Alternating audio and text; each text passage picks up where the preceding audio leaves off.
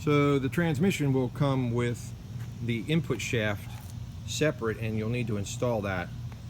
The cardboard cover needs to be removed. These steel bolts are in a cast aluminum case, so do not use an impactor. You may strip the threads out. Use a 13mm socket to remove those bolts. Once the bolts are off, you'll be able to look inside the case. You'll be looking at the gear that engages the input shaft on this is the counter shaft here. And then you're looking at the 3/4 slider, this toothy ring back in here. There's a flat surface here, and this is the end of the main shaft. We're going to talk about that in a minute. So you can hear the cicadas singing in the background, but anyway, this is a synchro ring, and this synchro ring makes fourth gear work. We've got a counter shaft here, and then the slider in here. The slider has 3 little keys, 1, 2, 3, and those line up to the 3 notches on the synchro ring. So this synchro ring, you put a lot of grease on it, high temp grease. You slide the bottom end in first. You have to slide it past the counter shaft, and then you push it on, and then you have to spin it so that those notches line up. When you have it lined up, you'll feel it sort of clickety click in there, and you know you're in place. Now it's going to fall back out because I don't have any gel on there, but that's how it goes in. So next I'm going to show you a little tip to make installation of the input shaft a lot easier. This is the main shaft. The input shaft slides over the end of that, but it has to line up correctly.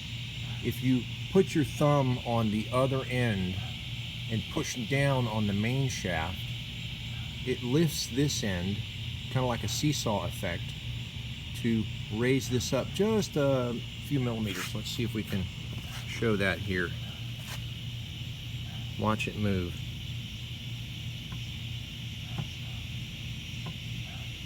I'm bobbing it up and down. So pushing down lifts this end. That's an important tip. So here's the inside of the case end of the input shaft. You'll notice there are 15 roller bearings, and they're all stacked in there in a perfect circle. They will all be flush up against the inside diameter of that surface inside there. There's a lot of grease in there, and that grease was from this flat wafer bearing. I think it's called a Torrenson thrust bearing, and that race. What you're going to do is you're going to put the bearing in and then follow that with the race. So there's the bearing in place, and then the race, I'll just knock it down into place there, is now in place. Okay, that's assembled now. Now this gets put in there. This part of the input shaft is cut out in a crescent shape where my thumb is.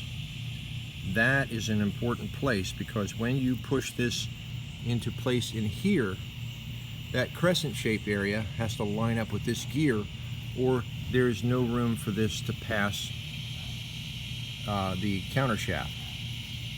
So when I put this together, I'm going to slide this in, but I'm going to line up this surface right here with the counter shaft. I'm going to do that. I'll need 2 hands, but I'm going to push it in so that it slides into place. All of this stuff is held into place by bearing grease, and when it finally seats, it'll feel right. There it is. It's almost all the way in. Again, I was pushing down on the shaft on this end to lift this end just a little bit of wiggle, hold your tongue right, and it pushes all the way in. It is now seated. You should be able to spin it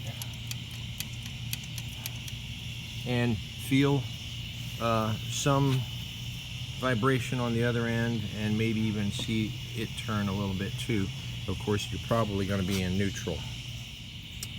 The last part of the puzzle is the bearing retainer and a shim and the bearing race. The bearing race is what puts pressure on that bearing. So those go inside here. Now there's a top and a bottom, so I've marked it with up. It's the rounded boss. The other one's kind of rectangular, but the rounded boss goes at the 12 o'clock position. So first goes the shim and then the race on top of that. So here they are in order, shim and race, and I'll jiggle those into place. So the race fits all the way down. Obviously the taper matches the bearing, and then you're going to put this on. Now put your thumb or finger across there, make sure up is up, and you're going to slide it on. But before you do, you're going to apply some black RTV, ultra black oil resistant RTV. Do not use a huge amount.